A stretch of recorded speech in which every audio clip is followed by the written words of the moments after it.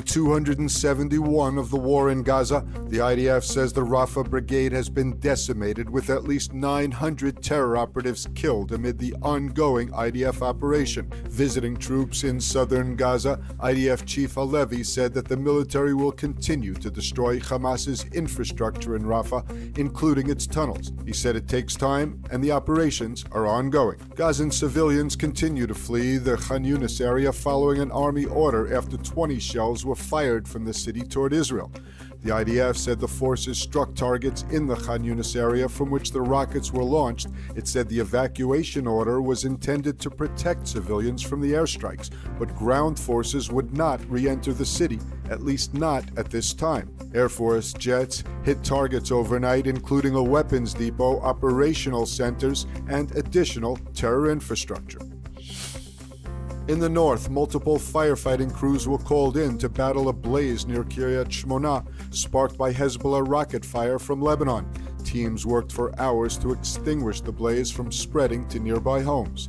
Tens of rockets were intercepted by air defense, and other impacts caused no injuries. Hezbollah claimed responsibility for the attack, saying it launched dozens of Katyusha rockets at a military base in the area. The IDF responded with fighter jets striking Hezbollah targets in several towns in southern Lebanon. The targets included a building used by the terror group. The IDF also deployed artillery in several towns to remove threats when detected. Meanwhile, the deputy leader of Hezbollah says the group cannot say if it would halt hostilities against Israel should the war in Gaza wind down without a formal ceasefire. Hezbollah's participation in the war has been a support front for its ally, it said, and if the war stops, this military support will no longer exist. The IDF carried out a drone strike late overnight against a cell of terror operatives in Nur Shams in Samaria. The IDF was tracking the cell and ambushed them as the operatives began to plant a roadside bomb. Separately, IDF troops shot and wounded at least 4 gunmen during searches in the Nablus area for a terrorist who opened fire on Israeli civilians at a Samarian outpost.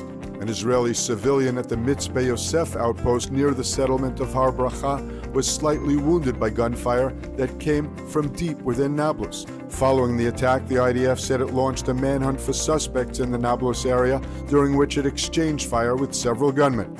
Soldiers have set up checkpoints around the city.